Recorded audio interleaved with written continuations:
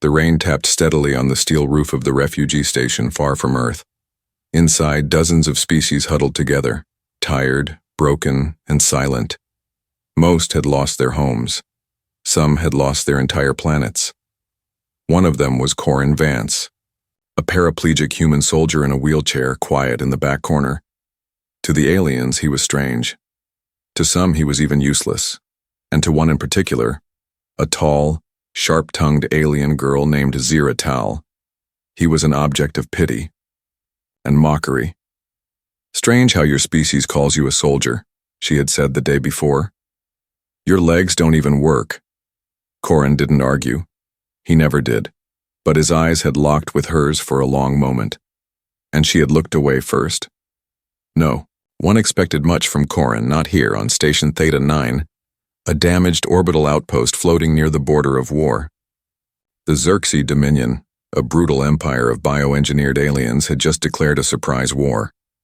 Earth had joined the resistance, but their fleets were still days away. Then, it happened. A blast rocked the station. Alarm screamed. Everyone panicked. The Xerxes had found them. Ziratal spun around, her green skin flushed with fear. "The shields are dropping, they're boarding." Chaos followed, screaming, running. Mothers clutched children. Guards shouted confused orders. Soldiers readied rifles, but most were untrained, civilians, or too weak to fight. And Corin? He simply wheeled himself toward the security panel. "Where are you going, cripple?" a gray-furred traitor barked.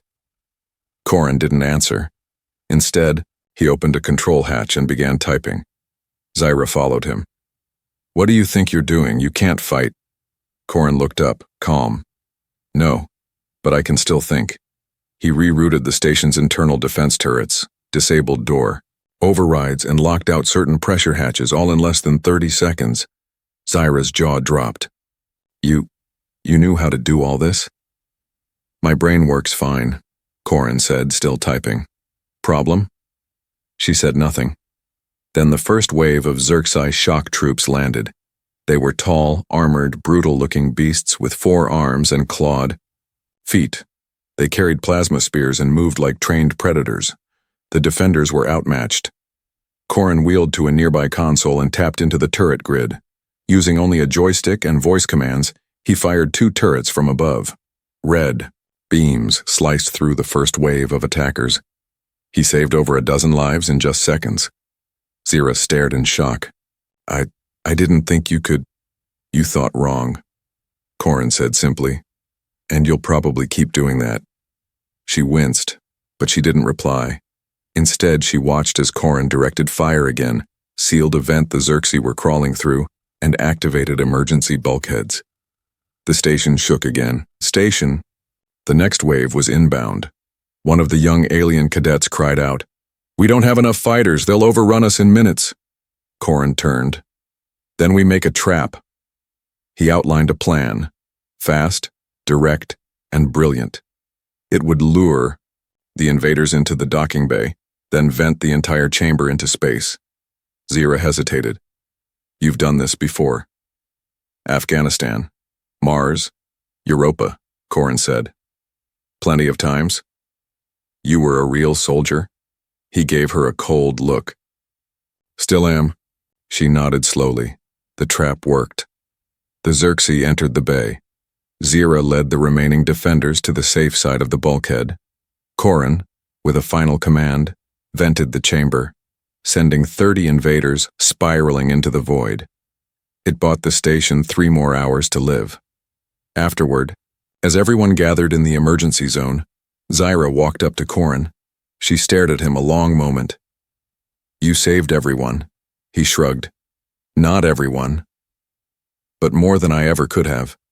I judged you by your legs. That was foolish." Corin looked up at her.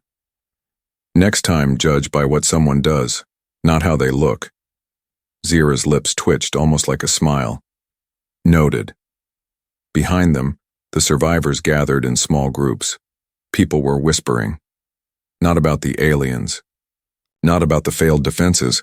They were whispering about the human in the wheelchair who had outthought and outfought an elite war party. They were whispering about Corin Vance, and as another explosion rocked the far section of the station, Zira turned to him once more. "What now, human?" He rolled forward, eyes focused. "Now, we show them what a cripple can really do." The emergency lights on Station Theta 9 flickered. Thick smoke rose from a blown-out vent as panicked refugees moved through the narrow corridors. The smell of scorched metal and fear filled the air.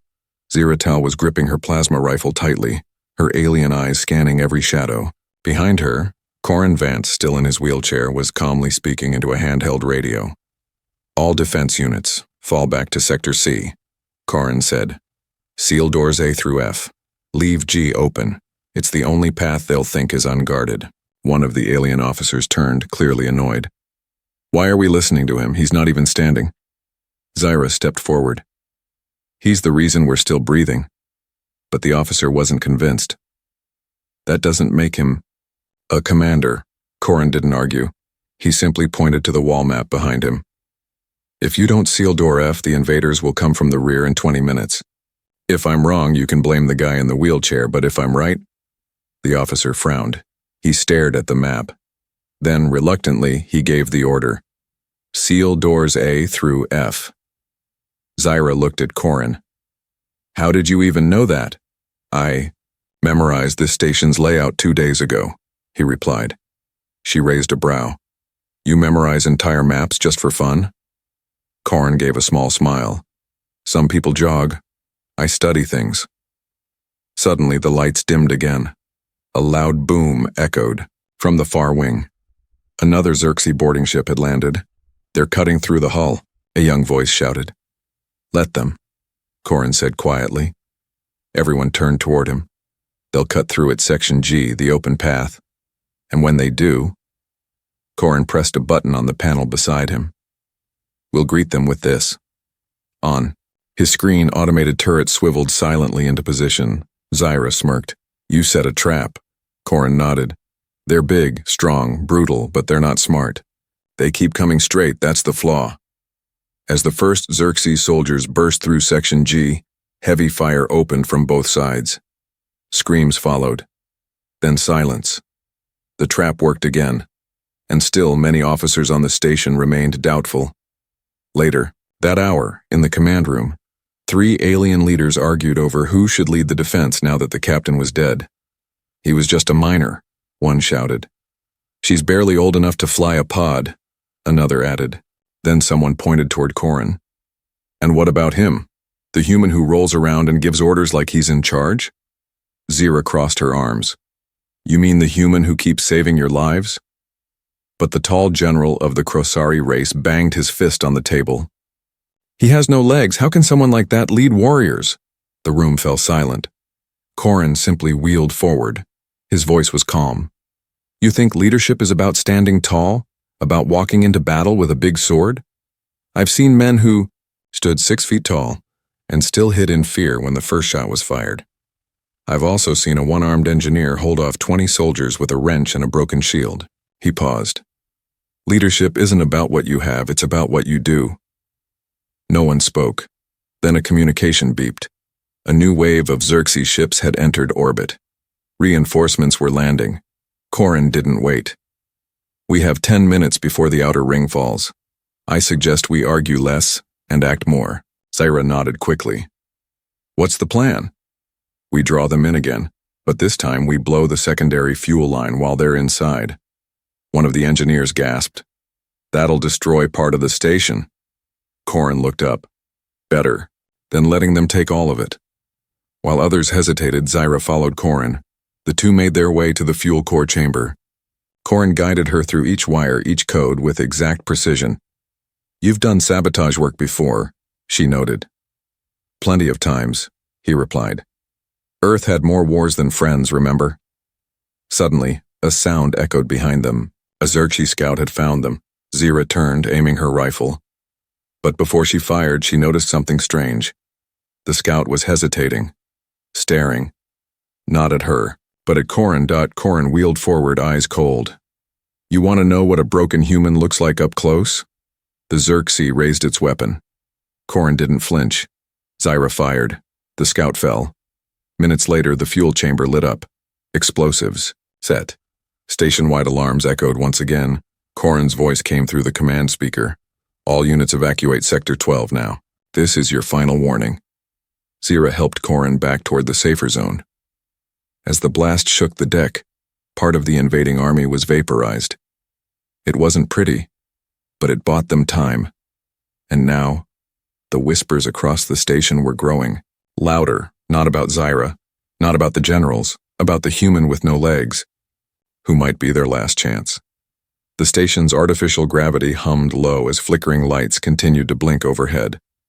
The explosion in Sector 12 had bought time, but not safety. Station Theta 9 was still surrounded, damaged, and nearly leaderless. Zyratal sat beside Corin Vance in the shattered control room. He had been silent for a while. Too long. Corin, she said gently, you saved us again. They want you to take charge now. He didn't look at her. His eyes were locked on the holomap, tracking enemy movements in red. I'm not a commander, Corin muttered. Not anymore. Zira frowned. You're the only one keeping this place together. He finally turned to her, his voice low and sharp. Do you know what happened to my last squad? Zira paused, shook her head. They died, Corin whispered. Because I hesitated. Because I gave the wrong call. Because I thought I was smarter than the enemy. I was wrong. I got every one of them killed. Zyra's voice softened. You're not on Earth anymore, and you're not the same man from back then. He looked down at his legs. You're right about that. Just then, the door opened with a loud hiss. A group of soldiers, humans, insectoids, and even one giant stone-skinned Korgal entered. Behind them, the injured civilians, children. And in front of them stood Commander Thal Varin, bleeding from the side, armor cracked, eyes desperate. I can't lead anymore, Thal said. This station needs someone who sees everything, someone who doesn't panic. That's you. Corin stared at the old commander. You really want to put your lives in the hands of a man who can't even walk? The Korgal stepped forward. We don't care if you float in a bucket. You saved more people in one day than our whole command staff did in weeks. Zyra nodded. It's your mind they fear, not your legs. Corin hesitated. Everyone stared. Then slowly he pushed the joystick forward, wheeling to the center of the room. All right, he said. But if I take command, we do this my way. Everyone nodded. Hours later, Corin had the command center running like a warship. Screens showed enemy troop locations, damage reports, and life sign scans. Corin barked orders like a seasoned general, because he was one, no matter what his legs said. Move the wounded to Sector D3. Reinforce with bulkhead barriers. Set mines at Corridor Zeta and reroute power to the outer turrets. Aliens followed his commands without question now. He was Commander Vance, not the cripple, not the outsider. The enemy began pushing harder, sensing resistance was weakening. A Xerxes mine bomber entered orbit, a rare unit that could send psychic pulses to confuse enemy thought. The crew began to panic. Corin's hands trembled briefly. They're going to try mind attacks. You'll feel fear. You'll want to run. But don't, you're not alone. He turned to Zira. Ready the pulse dampeners. I want anti-psych fields up in every corridor. How do you know so much about Xerxes tactics? She asked while working. Corin didn't look at her. Because I studied them. Obsessively. After everything. She paused. You mean after the accident? He gave a dry smile. There was no accident. It was a Xerxes mine. I lost my legs. My squad lost their lives. Zira blinked. That's why this matters so much to you. He finally looked her in the eye. I'm not trying to win this war. I'm trying to make sure no one else dies the way they did. She nodded silently. The next wave came faster than expected. 3. Boarding ships slammed into the hull. The station rattled like it would break apart. Fires burst along the docking ring. Corin called out over the station comms. Fall back to line 2. Don't try to be heroes, just hold the line. Zyra ran to the hallway, rifle ready. This time there was no mocking in her voice, no laughter, only trust. She wasn't the only one. A squad of reptilian soldiers who had once refused to even sit near a human now followed her and Corin's orders to the letter. The invaders breached. Blades clashed. Beams fired. Screams echoed. Corin monitored. Every corridor from the screen calling moves like a chess master. Pull Unit 3 back through the narrow junction. Bottleneck them. Send Zyra around, she'll hit them from the side. Zyra's voice came through the mic, laughing breathlessly. Already on it, Commander. The attack failed. The Xerxes fell back. For now. After the battle, Zyra returned to the command room, covered in soot and blood. She looked at Corin, who was still locked on the map, his eyes glowing with purpose. You haven't slept, she said. I'll sleep when they're gone, he replied. She crouched beside him. You know, I used to laugh at humans. Soft, skin, weak bodies, no exoskeleton, no scales, no claws, but now? But now? He asked. She smirked. Now I realize your strength isn't in your body, it's in your fire. Corin didn't respond at first. Then in a low voice he said, They always called me useless after I lost my legs. Even I believed it for a while. But maybe I just needed the right war to prove otherwise. Zyra touched his shoulder. This isn't just the right war. This is your war, Commander Vance. And for the first time in years, Corin believed her. Station Theta 9 was no longer just a refugee outpost. Under the command of Corin Vance, it had become a fortress of survival. What was once a scattered crowd of scared civilians now moved like trained units. Alien races who barely trusted each other were fighting side by side, and they were winning, barely. But victory had its price. Each attack from the Xerxes Dominion grew stronger, smarter, more violent. They had lost soldiers, yes, but the Xerxes were adapting. And now, they were bringing something terrifying. Ziratal stormed into the command center, face pale, her usually sharp tone shaken. They're deploying a Dread-class Reaver, Corin. The room fell silent. Even Corin froze. Reavers weren't just machines. They were living siege engines, 12 feet tall, with organic armor, plasma weapons, and mines designed for one thing: destruction. Corin blinked slowly. You sure? She nodded. It's on their long-range scanners. It'll be here in an hour. Corin turned back to the map. We don't have an hour. For the next 10 minutes, the command center was a storm of voices, questions, and fear. Some officers wanted to evacuate, others wanted to surrender. A few thought of abandoning the station altogether. Corin remained calm. Then he spoke. No one's running. No one's dying today. We're going to trap the Reaver. Zyra stared at him. Trap it? That thing is a monster. It's stronger than tanks and smarter than half our crew. Corin nodded. Which is why we have to use the one thing it won't. Expect. He rolled toward the engineering deck. Zyra followed. Where are we going? He smiled faintly. To upgrade my ride. 30 minutes later, Zyra stood in shock as Corin emerged from the hangar bay, rolling forward in a completely transformed wheelchair. The chair had been reinforced with armor plating.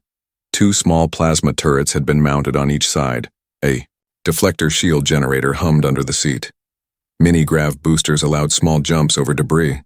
And behind it, a short-range comms and sensor hub blinked rapidly. Zyra let out a stunned laugh. You turned your wheelchair into a war chariot? Corin shrugged. I got tired of being called helpless. Even the alien engineers clapped as he rolled past. The station's fighters began referring to him by a new name, the Wheelchair General. As the Reaver approached the outer hull, alarms screamed. Everyone got into position. Corin took his place in the main bay. The Reaver's target Zyra joined him. You're staying here? He nodded. This is the kill zone. It has to see me first. She looked uneasy. You sure about this? Corin reached out and lightly tapped her arm. You're worried. She smirked. Of course I am. You're crazy. Crazy works, he said. Then the wall exploded. The Xerxes Reaver stepped through the smoke, towering, glowing red eyes, its limbs covered in black living armor. Every step echoed like thunder. Everyone froze. But Corin rolled forward. Over. Here, ugly, he called out, voice steady. Let's dance. The Reaver paused, analyzed, then charged. Corin shot sideways, his chair's boosters lifting him just enough to avoid a crushing blow. The side turrets on his chair fired, hitting the Reaver's left leg. Zira shouted through the comms, It's targeting you, get out. Negative, Corin replied. It's doing exactly what I want. He led the Reaver into the central bay, a massive dome-shaped room. As the Reaver entered, heavy blast doors slammed shut behind it. Zira's voice came through again. You trapped it? Almost, Corin replied. He spun his chair around, facing the beast.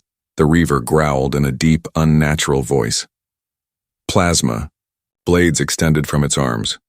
Corin pressed a button on his console. Dozens of mines hidden in the floor lit up. Boom! The blast didn't kill the Reaver, but it staggered it. Smoke, sparks, cracks in its armor. Corin circled behind it, firing. The Reaver turned fast, too fast, and slashed downward. It missed the chair by inches, but crushed the console on Corin's. Right. Systems down, Corin hissed. Then, he was hit. The shield flickered. He was thrown from his chair, slamming into a wall. Zira's scream echoed over the comm. Corin! The Reaver loomed over him, breathing heavily, bleeding. Corin still smirked. You're not the first monster I've faced. Just as the Reaver lifted its blade. Boom! Zira leapt from above, launching a grenade into its mouth. The explosion tore through its head. The Reaver fell. Dead. Smoke filled the air. Zira rushed to Corin. You're bleeding. He coughed but smiled. Still alive? That's a win, she stared at him. You fought a war machine with a chair and sarcasm. He chuckled weakly. Told you, crazy works. Later, as they wheeled Corin into the medbay, soldiers from every species lined the halls. They saluted, not to a general in perfect armor, but to a man in a wheelchair, who had fought harder, smarter, and braver than anyone else. A legend was growing across the galaxy, and it started with a human who couldn't walk, but refused to stop moving forward. Corin Vance sat in the medbay, his arm wrapped, his ribs bruised, and one eye darkened from the fall. Yet he looked more alive than he had in years. Station Theta 9 was still standing, and he had become a symbol. News of the wheelchair general had spread faster than light. Footage of him facing the Xerxes Reaver alone had been transmitted to nearby outposts. Within hours, other commanders, diplomats, and species leaders began contacting Theta 9. Ziratal entered with a datapad. We've got 6 shuttle requests for landing, 3 from nearby defense colonies, 1 from a Galactic Council ambassador, and 2 from political leaders. Corin sighed. So now they want to talk. She raised a brow. You don't seem happy. I'm not a politician. Zira. I didn't do any of this to become famous. But you are, she said, showing him a holo poster. It displayed his wheelchair surrounded by alien troops. The words, Unity has a name underneath. Corin stared. I look like a recruitment poster. You are a recruitment poster. The next day, the command room filled with uninvited guests. A tall insectoid ambassador named Thirax Vun buzzed his wings as he stepped forward. Commander Vance, it's an honor. Your story has inspired billions. Corin nodded politely. Appreciate it. But let's speak honestly, Thirax continued. We believe your sudden rise could unify fractured colonies. If you agree to represent the resistance as a public face, we'll send reinforcements, weapons, and medical support. Corin frowned. So you'll help, if I become your mascot. Another ambassador, a feline-looking noble from the planet Vishar, added, It's a fair trade. We give you power. You give us hope. Zira stiffened.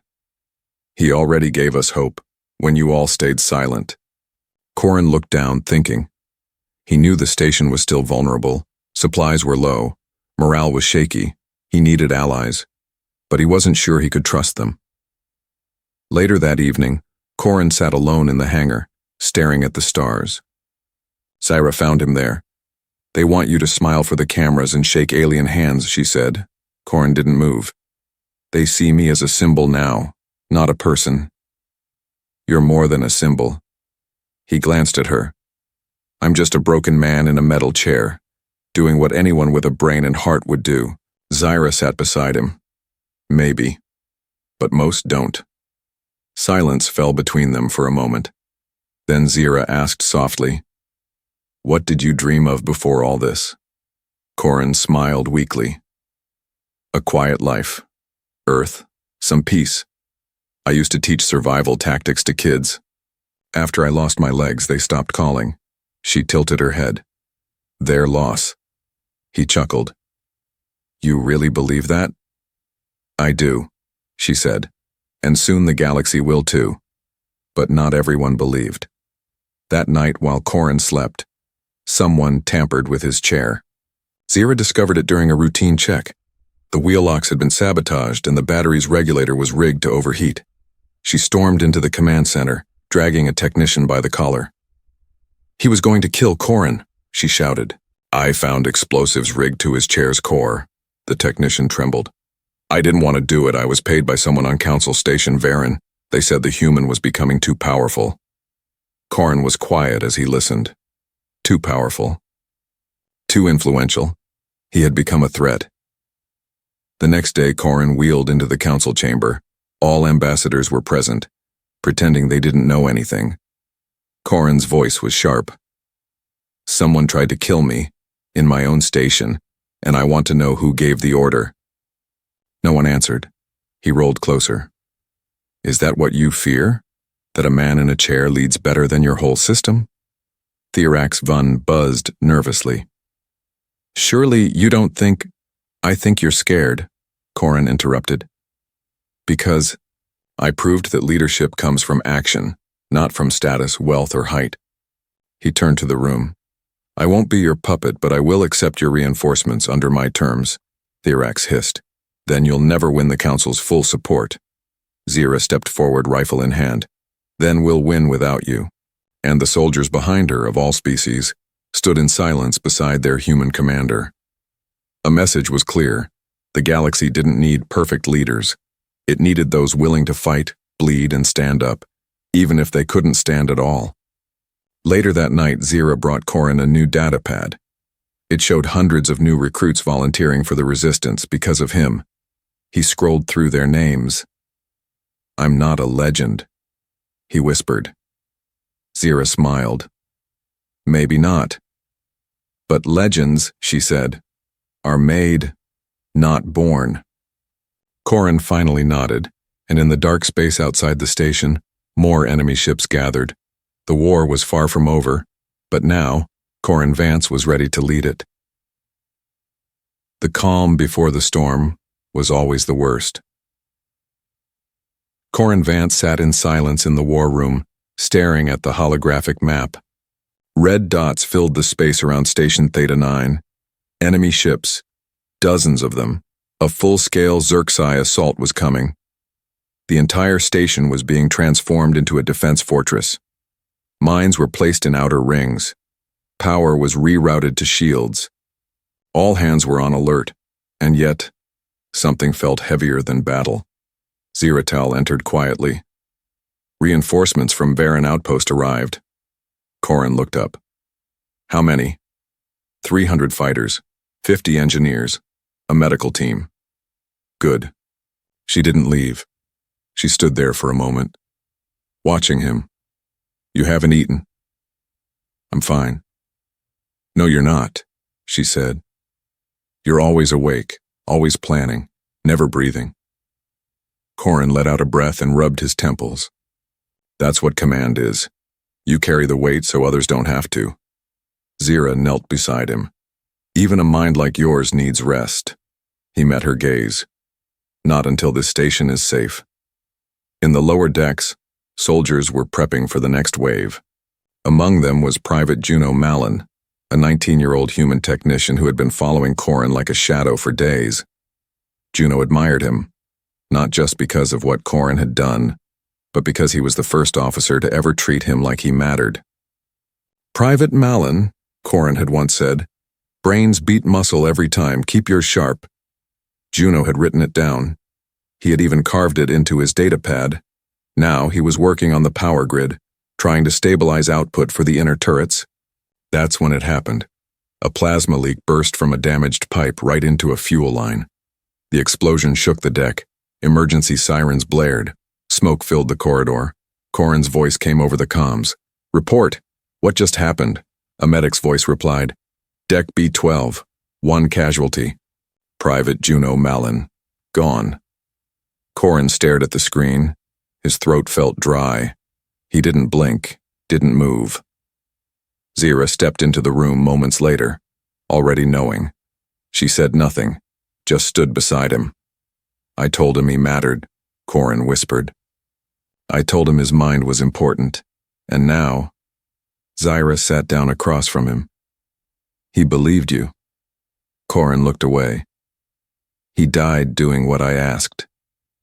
He died believing in something worth fighting for." Corin didn't answer. He just stared at the spot on the screen where Juno's signal used to be. That night the command room was quiet. Corin wheeled himself alone into the lower deck where Juno had worked. He stared at the scorched wall, at the small tools still lying scattered. He reached into his pocket and pulled out a small metal badge. Juno had made it and left it on Corin's desk. It read, "I follow the chair. I follow the fire." Corin held it tightly in his hand. He hadn't cried in years. But now, he did. Just once. The next morning, Corin stood before the crew. Soldiers, engineers, medics, hundreds of them. He didn't speak like a politician, he spoke like a man with a broken heart and an unbreakable will. "We lost someone yesterday, a young man, a good man. He didn't carry a gun, he carried a toolkit. He didn't wear armor, he wore hope." He held up the badge. He believed this station was worth fighting for. I need all of you to believe it too. Because tomorrow, the Xerxes are coming, and they don't care about your skin, your limbs, or your language. But they will care about your fire. Zira stood beside him, rifle at her side. "And if you follow Corin, I promise you they'll care about your aim too." Laughter followed. But behind that laughter, a deep unity was born. Hours before the final battle, Corin returned to the command center. His wheelchair was patched again, weapons reloaded, comms buzzing. Zira leaned in. "You okay?" "No." She smiled. "Good. Means you still care." He looked at her. "Zira, I can't promise we'll all survive this. You don't have to." She put a hand on his shoulder. "You just have to lead us." Corin nodded, and from across the galaxy, alien eyes were watching. 1,000 ships, 1,000 lives, waiting for the command, from the man who couldn't walk, but never stopped moving forward. The stars outside Station Theta 9 looked peaceful. But peace was a lie. A fleet of Xerxes warships had surrounded the station. Dozens of troop carriers were descending, plasma cannons powered up. Their command ship, a massive black spire glowing with blue energy, led the charge. Inside the station, alarms wailed. Soldiers took position. Civilians hid behind sealed blast doors. Every hallway was a choke point. Every room, a battleground. In the middle of it all, Corin Vance sat calmly in his reinforced wheelchair, watching the screen. "The time has come," he said into the comms. "Today we fight like we never have before. Not for glory, not for revenge, but for each other." Ziratal stood beside him, fully armored, rifle charged. "You ready?" Corin grinned. "I've been sitting all my life. Might as well enjoy the view." She rolled her eyes. "Still making jokes? If I stop joking, it means I've given up, and I don't plan to do that." The Xerxes broke through the outer hull first. Explosions ripped along the docking ring. Fighters swarmed through the breach like insects. They were bigger, faster, stronger. But they didn't expect the traps. Pressure mines, magnetic disruptors, arc blasters. Corrin's battle plan unfolded with surgical precision. Close corridor Theta 5, he ordered. Reroute emergency power to the turret grid. Don't let them flank. Alien fighters followed his orders without hesitation. His voice had become more than trusted. It was law. Zyra led the frontline squads. Every time she looked up at the cameras, Corrin was there, watching, guiding, fighting in his own way. Even from a chair, especially from a chair. Then the real nightmare arrived. The Xerxes commander, known only as Varric, dropped from orbit in an impact pod that pierced 2 decks. He stepped out, covered in obsidian armor with a face that looked like a metal skull. He carried no weapon. He was the weapon. As he tore through squads like paper, Corrin's screen turned red. "Zyra," Corrin said. "He's heading your way. You need to fall back." "No," she replied. "We hold here." "You don't understand. That's Varric. You can't beat him." "I don't need to beat him," she growled. "I just need to stall." In the maintenance bay, Zyra set explosives around the fuel lines. As Varric approached, she fired into the ceiling, collapsing debris to slow him down. She called, into the comm. "Now, Corrin." Corrin triggered the blast remotely. Flames roared. Smoke filled the corridor. Varric stumbled, but didn't fall. Instead, he kept walking, his armor scorched but functional. "Zyra!" Corrin shouted. "Run!" She limped, coughing, but made it into a side passage. Meanwhile, Corrin made a final decision. "If Varric reaches the core, we're finished," he said. "There's only one thing left." He wheeled into the central reactor bay himself. 2 engineers tried to stop him. "Commander, you can't be here." "I must be here," Corrin said. "Lock the doors behind me." He entered the chamber, armed only with a detonator wired to the station's fusion core failsafe. Varric entered minutes later.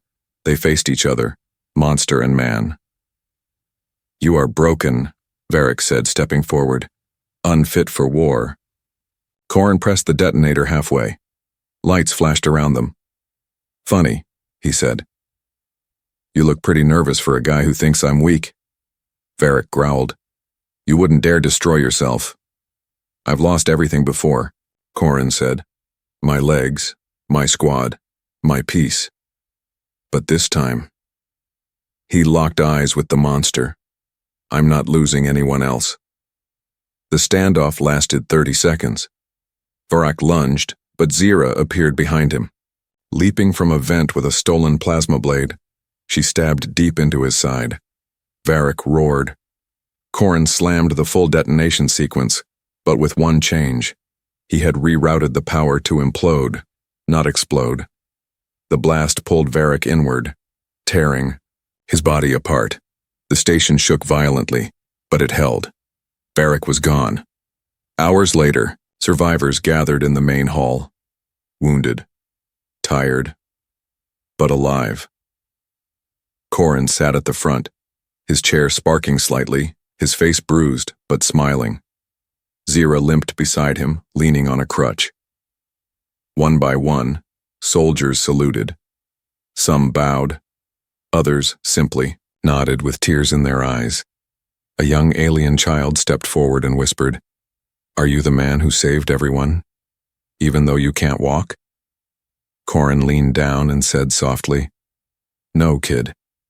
I'm the man who stood tall, without needing to stand at all." The crowd cheered.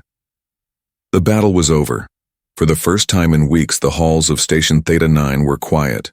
Fires had been put out, hull breaches sealed, the injured were being treated, the dead were remembered. And Corrin Vance? He sat in the main observatory looking out at the stars. He didn't speak much, he didn't move much, but he was thinking.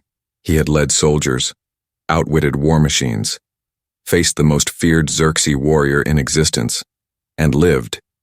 But now, with the silence, and came something heavier than war. Memory. Ziratel found him alone, as always. She walked up beside him. Her limp still bad, but healing. "Everyone's asking where you are," she said. "You're a hero, you know." Corin didn't turn. "Heroes die, Zyra. I'm just the one who didn't." She sat beside him quietly. "They want to honor you," she said. "Give you a title. High Commander of the Resistance." "Can you believe that?" He chuckled softly. "I barely got respect last month, now they want to give me medals." "You earned them." Corin was silent. Then he said, "Do you know what I wanted most after I lost my legs?" Zyra shook her head. "A garden. On Earth. Somewhere quiet. With real dirt. Real air. No sirens. Just birds." She smiled. "That's a peaceful dream." "Yeah," he whispered. "I stopped dreaming it after I got here." Zyra placed a hand on his shoulder. "Maybe it's time to start again." The next day, the Resistance Council called a meeting. Corin rolled into the chamber, soldiers from every species standing at attention. The head speaker, Ambassador Therax Vun, stepped forward. "Corin Vance, you've proven yourself as more than a soldier. You're a leader, strategist, and symbol of hope. We would be honored to name you High Commander of all frontline resistance operations." Applause echoed across the chamber. Zyra looked at Corin, waiting. But Corin didn't smile. He raised a hand to silence the room. "I thank you for this honor," he began. "But I must refuse it." Gasps followed. Therax blinked. "Refuse?" "I didn't fight for titles," Corin said. "I fought so others wouldn't have to. So kids like Juno Malin could grow up in peace. So officers like Zyra could lead without fear. I'm not a high commander, I'm just tired." He looked at them all. "If you want a leader, promote Zyra. She's brave, she's smart, and she can walk into battle without rolling over cables." Some laughed.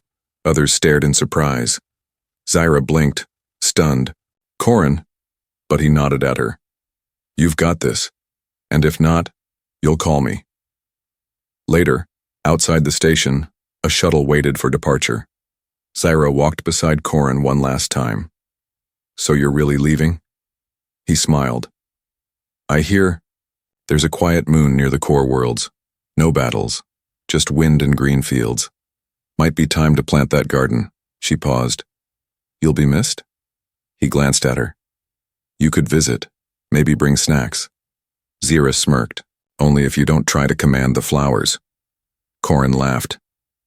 "No promises." She stepped closer and leaned down, then gently kissed his forehead. "For what it's worth, you changed me, Corin Vance." His eyes softened. "And you saved me," Zyra tell. As the shuttle doors closed and the engines powered up, dozens of station crew gathered to wave him off. Some saluted, some cried, and above them a new banner was raised on the command deck. He never stood alone. Corin looked out the window as the stars stretched ahead. He had no medals on his chest, no grand parade, but he had peace, and that was all he ever truly wanted. The moon of Alaris 4 was quiet. Its skies were pale green. Its air was fresh, cool, and clean. There were no sirens, no turrets, no drills, just the sound of birds, wind, and the soft crunch of soil under tools. Corin Vance sat in a small hover chair by a patch of growing vegetables, wearing old cargo, clothes, and a sun hat that made him look like a retired farmer, which in a way he was. For the first time in years, he was living without fear, no alarms, no command center. Just a small cabin, a garden, and the freedom to breathe. A robotic helper rolled by carrying fresh water. The AI inside greeted him cheerfully. "Good morning, Commander," Corin smiled. "Just Corin now." In the evenings, he would sit under the stars, sipping warm tea and looking up at the constellations. Sometimes he missed the chaos. Sometimes he didn't. He thought of Juno, of Zyra, of the station crew. He'd send them messages occasionally. Most went unanswered, busy with new missions, promotions, rebuilding. He was proud of them all, especially Zyra. She had taken full command of Theta 9. Her tactics were now studied in multiple military academies. She had grown into a strong leader. Corin had no regrets, or so he thought. One evening, just before sundown, a sleek black shuttle descended near his cabin. It was quiet, unmarked. Corin rolled to the porch, eyebrows raised. The hatch opened, and Ziratal stepped out wearing full combat armor, scarred, worn, and clearly tired. She looked different, more serious, more burdened, but her eyes still had that spark. "Well," Corin said with a smirk. "Didn't expect Galactic Command to send my groceries." She didn't smile. Not this time. He frowned. "Zyra." She stepped forward and handed him a data chip. "I didn't come for tea." He plugged it into his chair's side port. A hologram flickered to life. A fleet. Massive. Xerxi ships, but not like before. "These aren't just raiders," Zyra said. "They're rebuilding smarter, deadlier, and worse, and then they're no longer attacking outposts." Corin's eyes narrowed. "They're going after populated worlds." Zyra nodded. "Earth is on the list." He swallowed. "Why didn't the council call me? They think it's under control. They're wrong." Silence. Then Corin looked up. "You're not here for help." Zyra nodded. "I'm here because you're the only one I trust to stop what's coming." That night, Corin sat in silence by the garden. Wind rustled the plants. The stars above seemed quieter than usual. He felt the weight again, the weight he had laid down, now calling him back. And in his heart, something stirred. Not fear, not anger, responsibility. Looked down at his legs, still lifeless, then at his hands, still strong, and finally, at the old badge in his pocket. "I follow the chair. I follow the fire." The next morning, the hoverchair was parked outside Zyra's shuttle. Corin was waiting, wearing his old vest, his combat gloves, and that calm look in his eyes again. "You sure about this?" Zyra asked. "No," Corin said. "But that never stopped me before," she grinned. "We'll need a team. We'll need a miracle." "Same thing," she said. They boarded the shuttle together. As it rose into the stars, the garden below remained, green, alive, and quiet. But the fire had risen again, and the wheelchair general was back. The Resistance flagship Valor's Edge moved through deep space, silent and deadly. In the command chamber, Corin Vance reviewed the tactical data with a calm, sharp stare. His custom-built hoverchair had been upgraded once again. New armor, portable, signal control hub, and even a stealth mode. Zyratal stood beside him, her armor polished, her posture straight, but her jaw was tight. "The target's confirmed," she said. "They've built a planet killer." Corin's eyes narrowed. "Location? Xerxi Moonbase 9, hidden behind a gas giant. We only found it because of a rogue transmission." He leaned back. "How long do we have?" 2 days. Once it powers up, it can wipe out Earth in one strike." Silence. Then Corin spoke quietly. "Then we only need 1 day to end it." The plan was suicidal. A stealth drop onto the moon's surface. Corin and a small team of elite soldiers would enter, the reactor core from underground, plant explosives, and destroy the planet killer before it fired. No second chances. If they failed, Earth would fall. The dropship hit the surface in silence. Dark rocks, red clouds. No light except the glow of enemy towers in the distance. Corin led the way, his chair hovering just above the ground, whisper quiet. Drones floated beside him, scanning the terrain. Zyra moved with her rifle ready, watching his flank. They moved through tight tunnels, bypassed enemy patrols, hacked security doors. Inside, the moon base hummed like a sleeping beast. Until the alarms screamed. "They know we're here," a soldier shouted. Corin remained calm. "Keep moving. We're 5 minutes from the core." Blaster fire lit the halls. Zyra returned fire while dragging a wounded trooper behind cover. Corin took control of turret nodes, turning enemy defenses against their own. 2 corridors left," he called. Then, a deafening screech. Varix, replacement had arrived. A new Xerxi warlord, massive and armored in obsidian and red plasma veins, burst through the hallway, swinging a double-bladed spear. Corin didn't flinch. "Zyra, take the team. Plant the charges. I'll handle this. She froze. Corin, he gave her a firm look. You said you trust me. Trust me now. She hesitated, then nodded. I'll see you at the evac point. Alone, Corin faced the warlord in the narrow chamber. The Xerxes towered over him, laughing. You again, the cripple in the chair? Corin's smile was cold. Yeah. Funny thing about chairs, they have wheels. He hit a switch. His hover chair shot forward, spinning around the enemy, unleashing short-range shock pulses. The warlord roared and swung. Corin dodged, fired a net cannon, caught one leg. The creature stumbled. Corin moved in, fired 2 shots to the neck. Not enough. The Xerxes ripped free and slammed him to the wall. The chair sparked. Systems failing. Corin coughed, blood in his mouth. Still, not done. He pulled a core charge from the back panel and armed it. The Xerxes laughed. You'll die too. Corin grinned. I've already lived more than you ever will. Then, he slammed the charge onto the warlord's chest and hit detonate. Zyra watched from the escape ship as the moon base exploded behind them. Her hands shook on the controls. Her voice was barely a whisper. Corin! Then the comm crackled. A weak voice said, Hey, anyone still waiting on me? Her eyes went wide. Corin? A damaged recon drone hovered into view, strapped to its underside. Barely alive Corin Vance, smiling through the pain. Zyra laughed and cried at the same time. You crazy, stubborn miracle. He coughed. Told you. Crazy works. Weeks later, Earth held a celebration. The war was over. The Xerxes Empire had fallen. And in the center of the ceremony, on a quiet hilltop garden newly planted near Earth's capital, sat a man in a chair.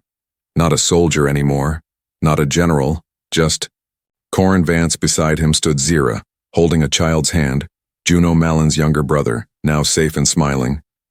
People from every world came to shake Corin's hand. Some came just to see him with their own eyes. But when someone asked, What do we call you now? He just smiled. Just call me human. That's enough. And the garden around him bloomed. Peace had finally come.